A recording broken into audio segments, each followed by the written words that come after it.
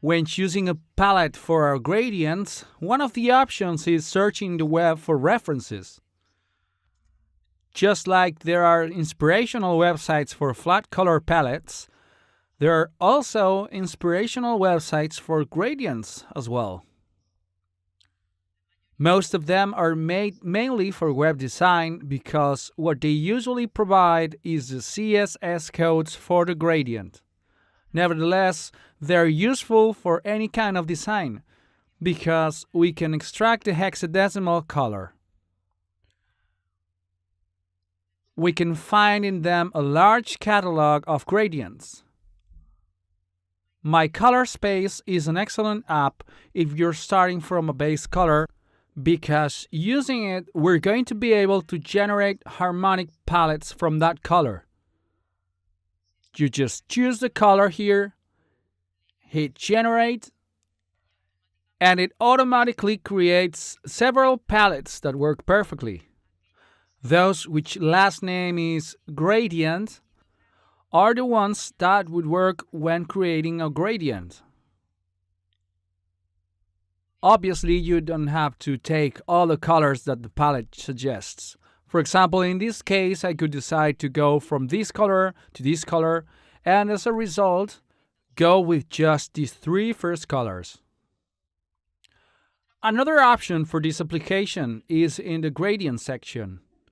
This section is quite useful when we've already decided the final colors that we want. What the app will do is to create a sequence that will take us from the start color to the final color without any dirty transitions between them. Though the result is a CSS code line, we can easily extract the hexadecimal code of the color sequence used. I'll leave all these references in the additional course materials. Another possibility is that you'd rather generate your own palette. In order to do this, the Color Tools Illustrator offers are very useful. I'm going to show you how I do it.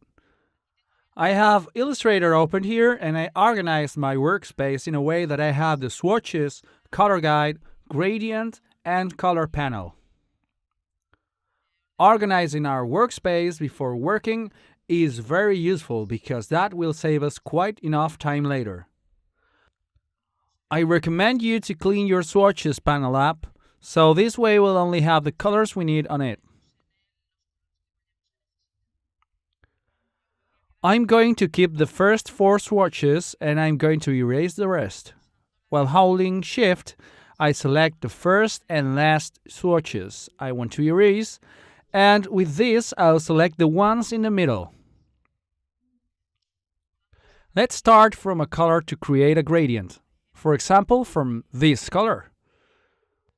Since we already know analog colors get along well in gradients, I can choose in the color guide panel one of these options it offers on analog colors, and Illustrator will present us with some suggestions that will combine perfectly in gradients. This one up here is the one we picked as a base, and the rest are the ones Illustrator suggests. If I press Ctrl, I can select the ones I'm interested in and create with this icon down here a folder in the swatches panel so I can use them later. I also recommend you to take these swatches to global swatches. I'll explain why in a bit. We'll do this by selecting all the swatches and double-clicking while holding Shift. This window will pop up where we check the box for global and hit OK. Now, using these colors, we can use the gradient panel and try them out. Click on the color ends and choose the colors we want from the swatches.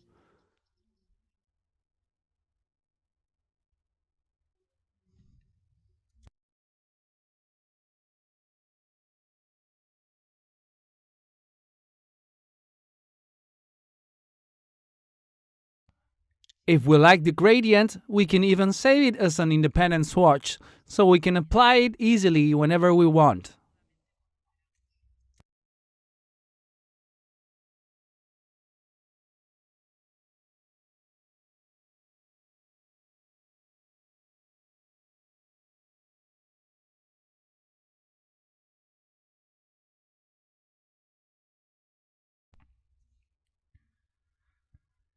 If you followed my advice and you converted the colors to global before, we'll be able to make some adjustments later on. So all the elements with the color we're adjusting automatically get modified. This comes in handy for making slight changes. We're going to simulate that we have two colors which we want to use to make a gradient. For example, I'm going to use number F3F633. I'm going to save it in a swatch.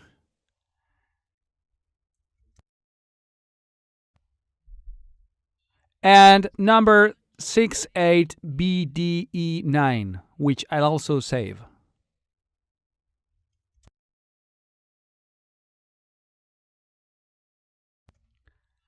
I'm going to get both of them into a folder and I'm going to see which gradient I could do with them.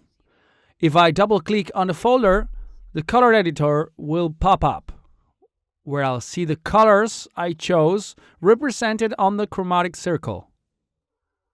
I see the distance between them, and I see in this case they're not too far apart, but they're not too close either. So I could consider introducing a middle color between them. I hit this plus icon here and I add the intermediate color. I'll select this one here. And now I'm going to create a folder with all three colors. And I'm going to delete the old one so I don't have duplicate swatches. I hit OK. And now I have my folder here to try my gradients out. I'm going to convert colors to global colors just like I did before.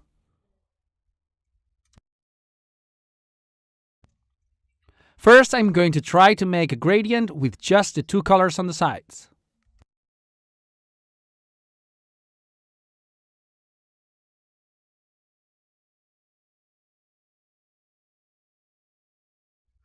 Okay, and now I'm going to try and create another one with the color in the middle.